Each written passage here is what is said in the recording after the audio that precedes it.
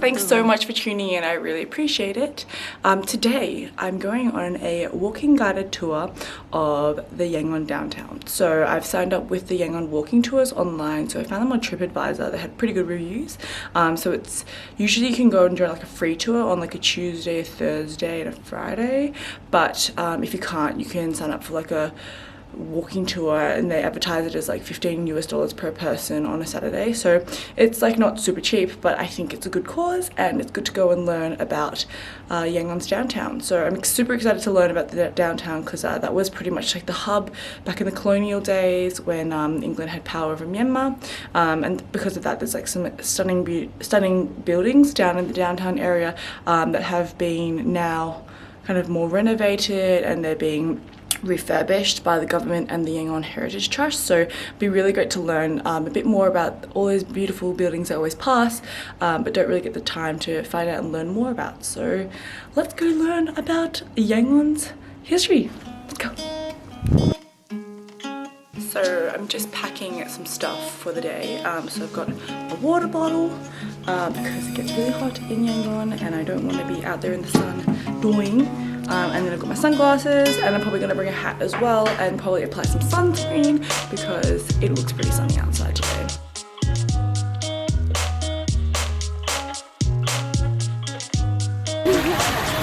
Moji, this is Moji, he's our guide for the day.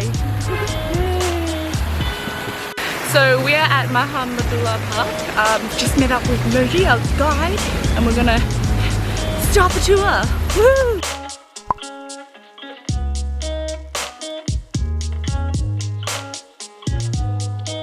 Mogi just told us some interesting facts.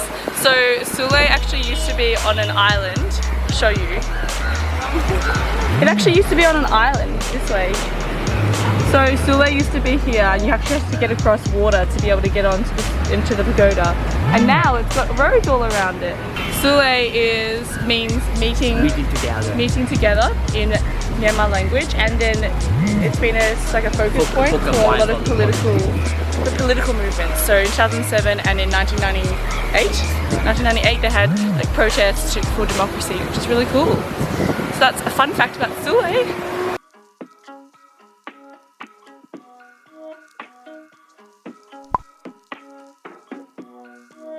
So at location 2, so this is called the Independence Monument. So it was built in 1948 after Myanmar gained their independence from the several colonisation from other countries. So this marks the independence of Myanmar. Woohoo! Perspective, you can see that there's modernisation on this side. There's all these hotels. And you've got the stupa over there, and then you come over here. You've got like the colonial building and beautiful church. So there's a very big contrast when you stand here and you look around. So we are at the crossroad between Smellloooo Pagoda Road and Anawatha Road, I'm pretty sure. And we have the Ayabank building on this side and the colonial building on this side. So just a little bit of history about it. So they were both built at a really similar time. However, the colonial building has a little bit more of like a Burmese flair to it, and that's because at the time it was built there was a bit of a Burma nationalist like uprise, so they really pushed for there to be a bit more of like a Burmese influence in the buildings. So it's a hybrid between colonialism and Myanmar or Burma culture. So it looks really lovely, and they both were built about 1905.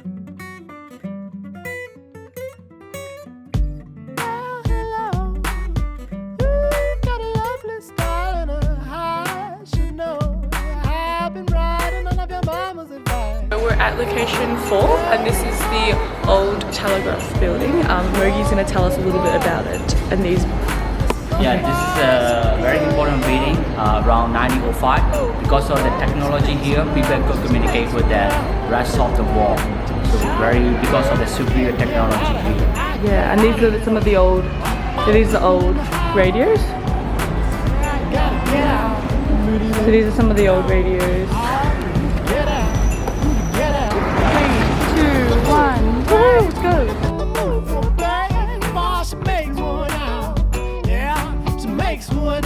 takes one out of me. If you tell me how you like it, we can go far. So far, so good. Ooh, it tastes like milk.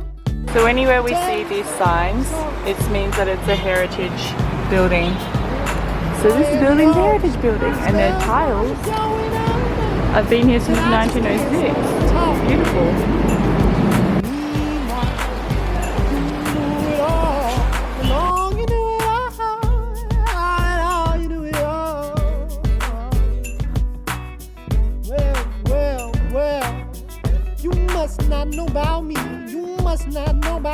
I'm an award-winning baby. You must not know about me. Oh, the lift is gone.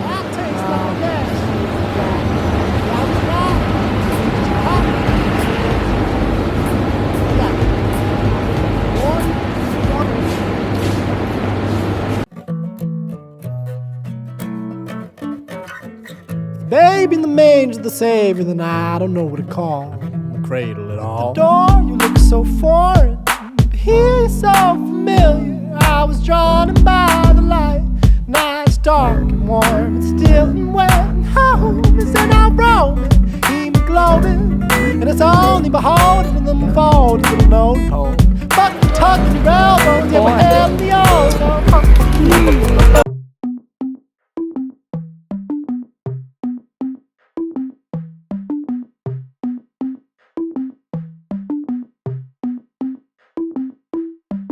So we're at the Amania Church, so it's this beautiful building behind me. It was built in 1862, so it's one of the oldest buildings in Yangon. It's also built by built by Americans, and yeah, Myanmar has a really good relationship with Armenia as a country.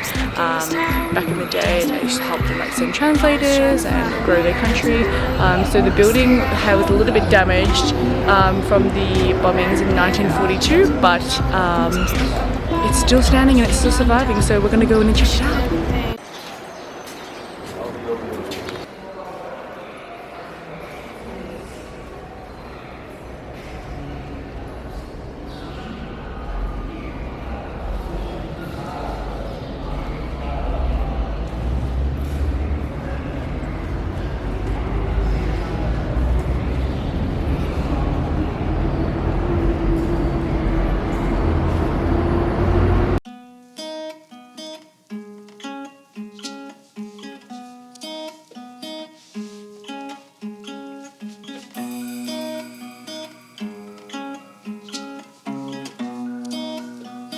We're at the General Post Office, so it's a funny thing just having a look here is that they have a whole list of the most popular foods that are shipped out of or sent by loved ones out of Myanmar to people in Singapore and KL, Burmese people who are living overseas. It's so funny. They have the prices and everything, so have a look. So they have prawns and fish, the big dried anchovy fish, some donut cakes, and the foods, and they have these, I think it's just pickled onions, and they have all the prices.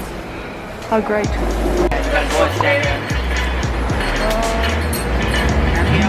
The main ingredient here, when you see the flat on the street, you might wonder what is this flat, the bread thing. Actually it's not the bread, actually it is from the leaf. Yeah. Oh. The three, she began the wrap because of the three combinations. So this is a bitter leaf here, green leaf. And this is a bitter nut. And this one is a white lime. White lime? White lime. Limestone, and they make it into the paste, slate lime. Oh. Three main ingredients here. He's going to show you how we make this one. Okay. So different people have a different taste. Some people they like the sweet thing. Some people they want to go high, so they add some other stuff like that.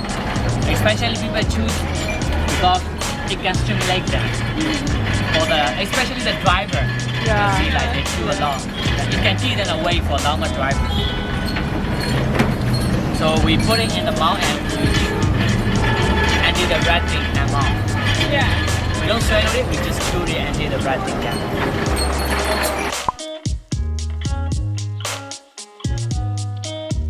So this building across the road, this beautiful building, it was built in 1905. So it's currently now the township courts, and it's still being used. It was actually bombed in 1942, so the whole like right wing of it has collapsed. I've actually been inside. It's closed today, so I can't go inside, but I have been inside before, and it is a little bit desolate and very run down, and you would be shocked that it is still being used as a functioning building. I mean, even if you look at the building now, you can see all the broken windows. I'll show you. Broken windows, it's just like not well kept at all, but it's a fully functioning building. We are on Pansanan Street, but a bit closer to where Strand Road is, and Pansanan used to be one of the main, like pretty much the main road in Yangon Downtown. So Mogi was telling us that if back in the day, if you wanted to have like a business, you had to be on this road. All the banks are on this road, and that's why you see like heaps of colonial buildings. And in this little snippet I'm going to show you in a second, that's what the contrast between what it used to look like when it was under colonial rule, and then now how it looks. But I mean, most of the buildings along here, some of them look okay still, but the landscape is like really changed a lot, and doesn't have that like European vibe.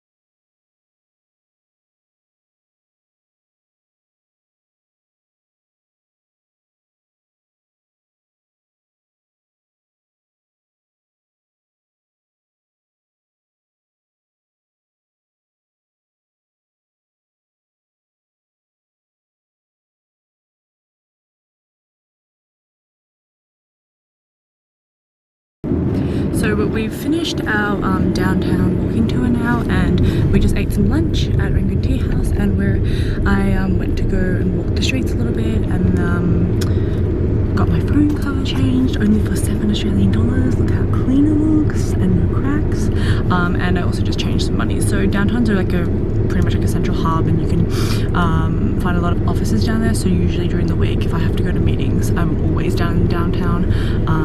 But I don't really spend as much time down here because I live at the lake, so it's kind of like 5 kilometers away. But when I do come down here, it's good to like, you can just wander around and find things, anything you need, like change your mobile phone screen cover, change your money, buy clothes. So I will show you more of downtown as we go, but it'd be great if you guys could let me know like what you wanted to see. But thank you so much for tuning in, I really appreciate it.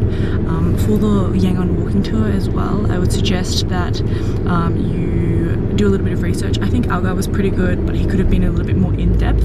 I think like, yeah, it was good, I think, if I was a tourist, but I think even still as a tourist, I would have wanted to know a little bit more about a few different places, but it was still a good walking tour.